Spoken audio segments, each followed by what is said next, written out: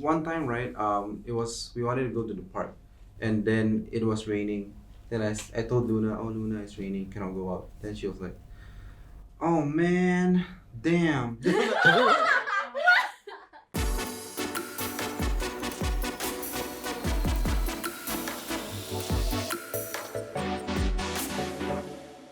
Hi, I'm Gwen. I'm Julian. I'm Kim. I'm Mia. This is ZULA ChickChats. Hi guys, welcome to today's episode of ZULA ChickChats. And in today's episode, we're going to be talking about having kids. Okay, so previously we did an episode on people who did not want to have kids or choose not to have kids. But today we have a panel of parents in the house. So to start off the video, maybe we'll just get you guys to share a bit about your kids. So when you guys have them and also their names, ages, etc. Yeah. Okay, so I have two children. Ellie, she's 3. She turned 3 in Feb, and I also have Eric, who was just born 10 months ago. I have one daughter, Luna, and her name is Luna, and she's a firecracker. Like, once she opens up her eyes in the morning, the energy is like that all the way through the night. Yeah, she's 2.5 now, and she's turning 3 in December. I have one child and his name is Jaden. He just turned 1. Okay, so the next question that I have for you guys, right, is it's a bit of a sensitive question, but the question is, did you want to have kids? I've always wanted to have kids. I knew that I was going to be a mother one day. I just didn't know when it was. I planned for it to be when I would get married at like say 28 years old, then have my first child at 30 years old, then etc lah. Who's to know? I'll get pregnant when I was 26 years old. And then pop out my first child at 27, and then now I am 29. Yeah, and I have my second child. It was not planned. Okay. Like neither child was planned. When I was with my husband then boyfriend, I loved him so much that I wanted to start a family with him. That love start like, I love you so much, I want to have a child with you, I don't know if anyone Automatic. Yeah. has ever Get felt it, that. I get it. Yeah, but I've never felt that with anyone else. So I was just like, in my mind, I was like, I want to have your baby. Then I really want to have your baby. I want to, but then you didn't really have. I just like, okay, let's have a baby. Okay, Yeah, sure, then sure. we had a baby. For me, I was kind of ready. I was always ready because I was turning 30 at that time. Okay. So I kind of felt that it was about time I had a child. I don't want to like be that old dad that cannot do shit anymore with a kid because you're just too old. When my wife was doing the test kit, right, I was like hoping it was positive. Oh. So if it was positive, I wanted to act like, huh? Oh, really? Was she ready for it? She also wanted it. She probably has the same mindset as yours because we really were in love. Like that's literally where our direction was heading. And actually, that year I was planning on proposing, but it ended up like I proposed in the Philippines instead, and then we had a simultaneous celebration of like the gender reveal also. Aww. So I think it became much more memorable. So for me, right, very similar to theirs. It's unplanned, but all along I wanted kids. I wanted to adopt kids as well, and that's what I'm planning to do for my second child. Yeah, I might not want to. It's not that I'm hating on like delivery or like pregnancy and stuff. It's just that I really wanted to give a second chance for like those kids in orphanages and stuff. So, is there actually a right time to have kids per se? I believe in like right time and stuff, but I feel that you define your own like right time. When I was pregnant back then, I was studying. So at that point of time, I felt that, oh shit, I cannot do this. I definitely had this thought like, oh, it's not the right time. But I think after you go through everything, I went through FYP while I was pregnant. After I deliver, I went for like presentation and stuff. So after that, right, I realized that it's really about like getting through it. As long as you are responsible for everything, you are still taking care of the child, you still love your child, and you don't regret every single thing, I think it's fine. This is how you react after it pops out. Yeah. Because some people even they're overly prepared. Then once the baby comes there, right, they're like, I didn't see this in the document. The manual? Yeah. No. During parenthood, right, you're not really facing it alone. Like you have your partner, and you can involve your family and friends also. Yeah. So having your family and friends as a support system, right, as a new parent, it will really be a big help. Just always ask for help if you can't. Yeah. I feel like some people stress too much on, oh no, we need to be like X amount, have like financial stability. We need to have this amount of dollars in the bank before we can have a child because, you know, preschool costs this much, blah, blah, blah, blah, blah. These are all real factors to take into consideration, but you shouldn't let it get to a point where you overthink and like, no, this is not enough. You'll find that when you're actually knee deep in parenthood, right, that everything is very doable. Like whatever obstacles come your way, you just overcome it. I think speaking of finances, so that's when like, you know, you first have your child, you take care of them a lot more, they require a lot more things as well. But like child, it's like from ages of like 0 to like maybe until they are adult, right? You have to kind of like finance them to life and stuff and things like that. So I think when people see the bigger picture, they are always very worried like, oh my god, that's a lot of money.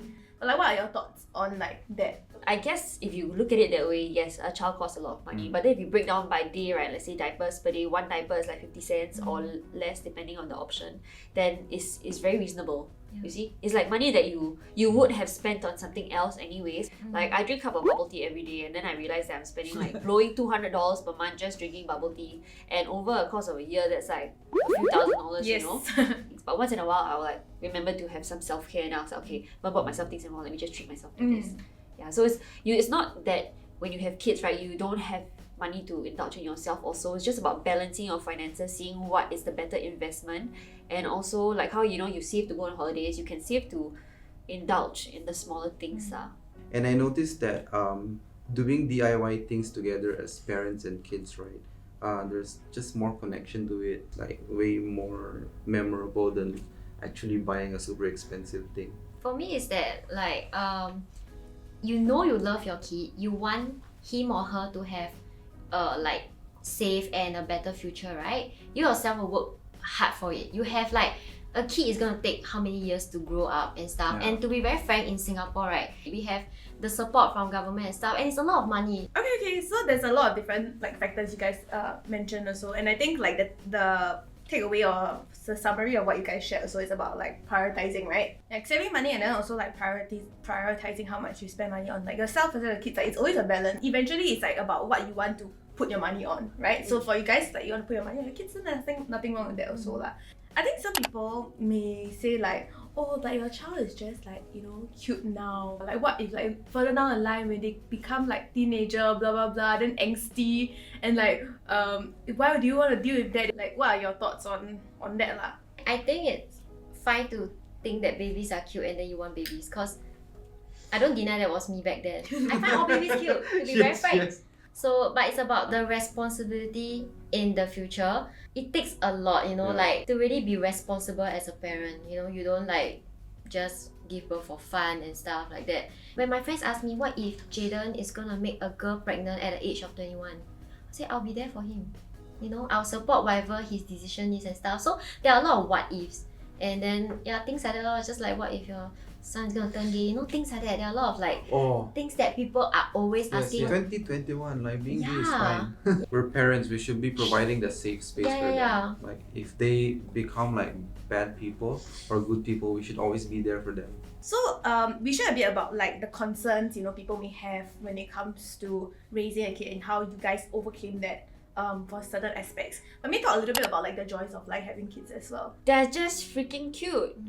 I don't know whether it's like a mother bias or whatever, but I'm just like, maybe it's like you're full of disbelief. Like, wow, I can't believe I made this thing, no? It's so small. And then you touch the little baby hands, it's just, it's like so incredible. And then so small, and then you see them grow. Especially and then, when they grasp your hold finger, like that. right?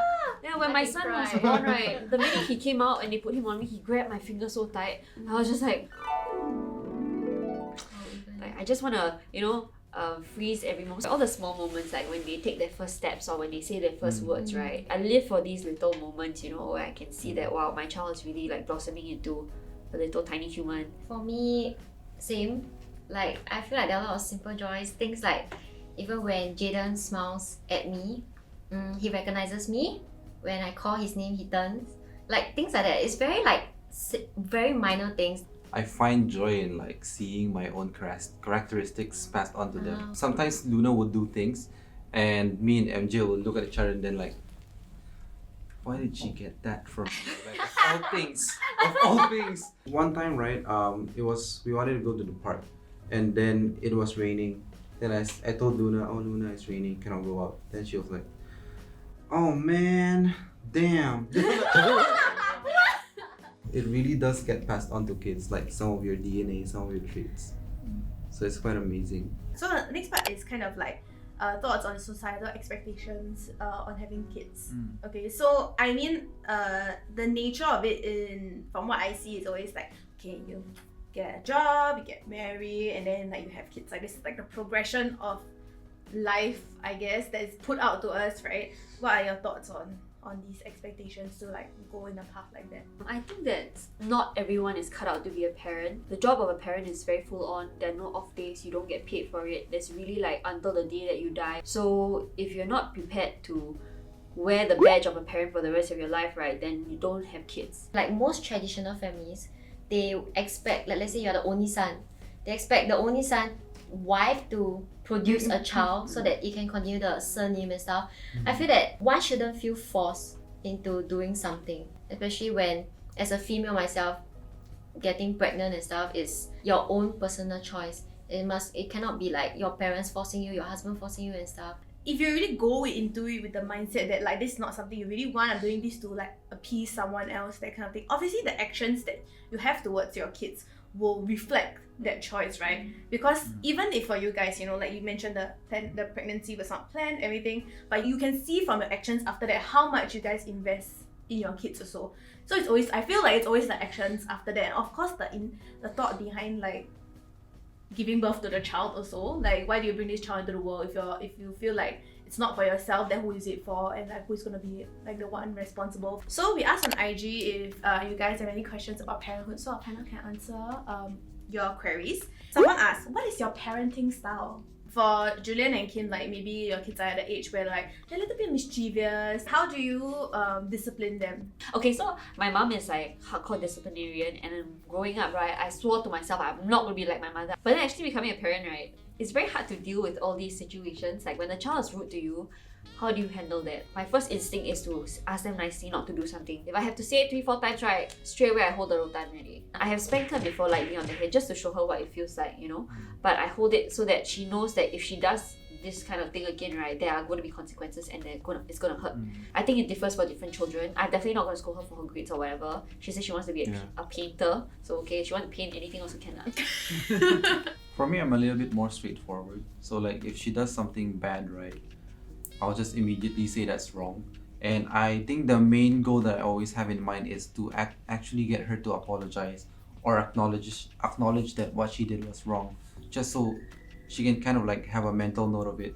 How you do it, we can all have different styles of how we do it, but I think the main goal, which is just to discipline them and make them better persons, because ultimately we would rather have kids that are good people rather than you're actually smart, you have lots of money but everyone hates you.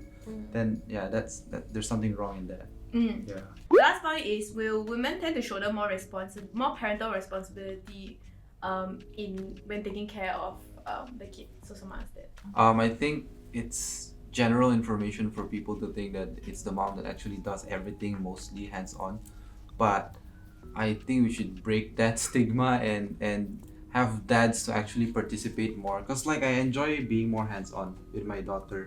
And it also, if like the dad doesn't help the mom with responsibilities with a kid, right, it's gonna cause a lot of like stress problems. So if you give them a breather, right, if you give them like breaks in between, it will really be beneficial for your partner. It's like a job. You try to avoid getting them burned out. So any last words of advice to people who are looking to have kids? Don't stress out too much about having children or the whole process. Like just take things as they come. Because of course have a plan, like what you want to do, blah blah blah blah. But it's not as difficult or as costly as one would imagine. Of course tiring, but everything gives you a lot of fulfillment. If you have certain expectations, expect to be disappointed.